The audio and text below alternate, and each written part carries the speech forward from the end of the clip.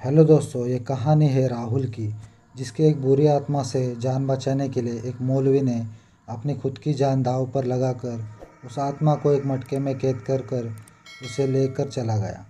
ये कहानी है कर्नाटक के एक छोटे से गांव के एक छोटे से परिवार की, जिसमें राहुल अपने पापा मम्मी और उसकी दादी और बड़े भाई के साथ रहता था। उसके पापा अपने खेत की रखवाली करने के लिए रात को खेत पर जाया करते थे, क्योंकि खेत में फसल की बर्बादी करने के लिए रात में कुछ जानवर आ जाते थे। उनसे पीछा छुड़ाने के लिए पिताजी और गांव के सारे बड़े बुजुर्ग अपने खेत पर ही रात को रुकने के लिए जाया करते थे। राहुल हमेशा की तरह रात को 10-11 बजे अपने पापा को खाना ले कर जाता था, और वो उस खाना देने के बाद वो वापस घर लौट के आता था। मगर एक दिन बहुत बारिश होने की वजह से जिस रास्ते से राहुल खाना लेके जाता था वो रास्ता बंद हो गया। उसके बाद राहुल जंगल के रास्ते वो अपने पापा को खाना देने के लिए जाया करता था।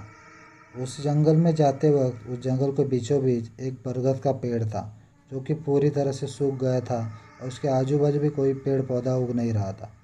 राहुल वहाँ से गुजरने के बाद उसे ऐसा लगता था कि कोई उसे पेड़ के पीछे से झांक रहा है, और कुछ फुसफुसाने की भी आवाज़ आती थी। और रात की वजह से राहुल कुछ देख नहीं पाता था, इसीलिए वहाँ से दौड़ लगाकर अपने पापा के पास जाकर उन्हें खाना देकर वापस डरते डरते दौड़कर अपने घर जाया करता था और बिस्तर पर लेट जाता था।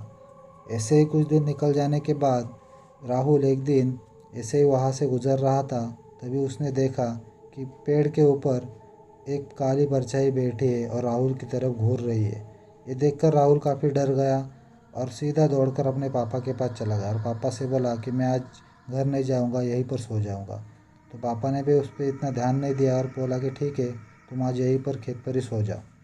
तो अगले सुबह जाने के बाद राहुल वापस दूसरी रात को पापा को खाना ले कर जा रहा था। मगर इस बार गांव में एक त्यौहार था, इसलिए घर में मिठाई बनी थी। तो खाने में उसकी माँ ने कुछ मिठाई भी रख दी थी, और वो खाने का डब्बा लेकर वहाँ से गुज़र रहा था। और वहाँ से जैसे जैसे गुज़र रहा था, उस पेड़ के पास जाने के बाद राहुल को ऐसे लगने लगा कि कोई उसका पीछा कर रहा है। मगर राहुल ने पीछे मुड़कर देखा नहीं और सीधा खेत पर जाकर रुक गया। वहाँ पर पापा को खाना देने के बाद पापा ने खाना खा लिया और खाली डिब्बा लेकर राहुल वापस आ रहा था। मगर उस डिब्बे में मिठाई थी, वो वैसी की वैसी रह गई थी, और राहुल को भी पता नहीं था, उसके पापा को भी नहीं पता चला। तो वही डब्बा लेकर राहुल वहाँ से वापस घर के लिए आ रहा था।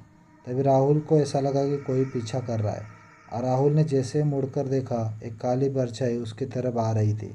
ये देखकर राहुल काफ़ी डर गया और भागने लगा। जैसे भागने लगा, उसका पैर एक पत्थर से लग गया और राहुल गिर गया।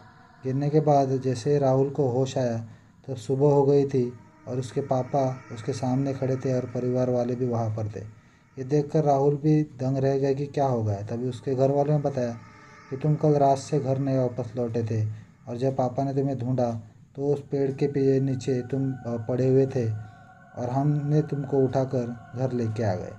ये सुनते ही राहुल को कुछ समझ नहीं आ रहा था, और उसको ये सब रात का याद आ गया कि वो काली परछाई उसका पीछा कर रही थी।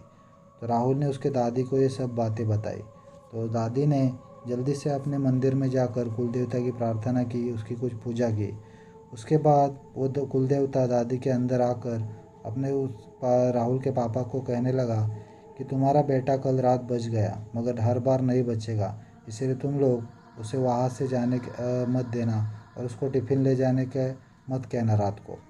ये सुनते ही उसके घर वालों ने राहुल के कुछ दिन के लिए वह खाना ले जाने के लिए बंद कर दिया, और उसके पापा जाते टाइम रोज़ खाना लेके जाते थे।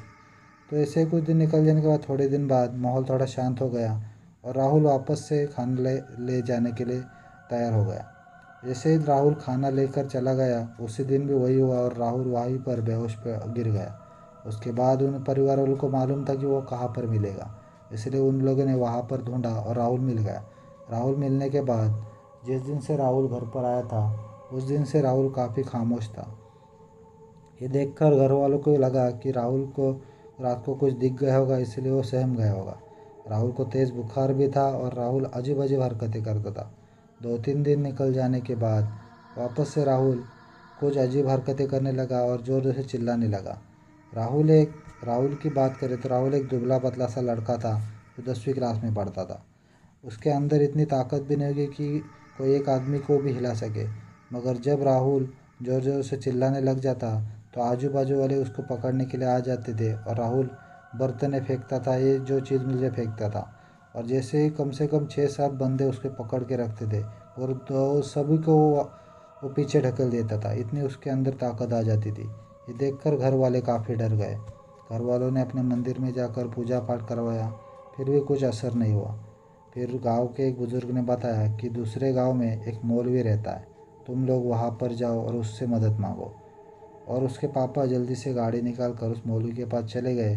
तो मौलवी ने बताया कि मैं कल आकर सब देखता हूँ। तो जैसे दूसरे दिन मौलवी आ गया तो घर के दरवाजे पे वो खड़ा रहकर अंदर की तरफ देख रहा था और वो देखते हुए समझ गया कि ये कुछ बड़ा है। इसलिए वो अंदर जाकर उस लड़के को, राहुल को देख रहा था। तभी राहुल उसकी तरफ जा देख कर मुस्कुरा कर बोला कि तुम मुझे यहाँ से निकालोगे, मैं इस लड़के को लेकर जाऊँगा, तुम मुझे नहीं निकाल सकते। ये देखकर मौलवी भी हंसने लगा और बोला कि देखते तुम कब तक इसके अंदर रहते हो। मौलवी ने अपना कुछ तंत्र मंत्र किया, उसके बाद एक मटका निकाला और कुछ तंत्र मंत्र कर कर उस मटके के अंदर उस आत्मा को कैद कर लिया और उसको धागों से और कुछ चीज़ों से बांध कर उस राहुल के पापा को देकर बोला कि ये मटका कम से कम 20-25 किलोमीटर दूर ले जाकर ज़मीन में गाड़ दो। ये कहकर राहुल के पिताजी एक बाजू वाले लड़के को लेकर बाइक पे चले गए और जैसे वो बाइक से जा रहे थे, कम से कम 10-15 किलोमीटर जाने के बाद एक स्पीड ब्रेकर रास्ते में आया और उस स्पीड ब्रेकर पर गाड़ी जैसे ही चढ़ के उतरी तो गाड़ी का बैलेंस बिगड़ गया और वो मटका नीचे गिर गया। मटका नीचे गिरने के बाद राहुल के पापा ने जल्दी से मौलवी को फ़ोन किया और उसको बताया कि ऐसा हुआ। तो मौलवी ने तुरंत राहुल के पापा को फ़ोन करके बोला कि जल्दी से घर पर फ़ोन करो और राहुल को किसी चीज़ से बांधने को बोलो। और जब तक ये राहुल के पापा अपने घर पर फ़ोन कर कर बता रहे थे, तब तक वो आत्मा उस मटके से निकल कर राहुल तक पहुंच गई थी और वो हर किसी को दूर फेंक रही थी, चिल्ला रही थी, गालियाँ दे रही थी। ये देखकर राहुल के पापा ने वापस उस मौलवी को बुलाया। जैसे ही मौलवी को बुलाया, वापस से वो आत्मा उसकी तरफ देखकर हंसने लगी और कहा कि तुम निकालोगे, अब तो मैं इसे पक्का लेके जाऊंगा।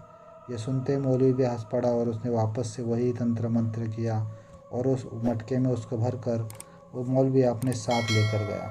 उसके बाद से राहुल के पास वैसे कुछ निगेटिव एनर्जी का कोई उस पर नामो निशान नहीं रहा और राहुल काफ़ी ठीक होकर स्कूल भी जाने लगा।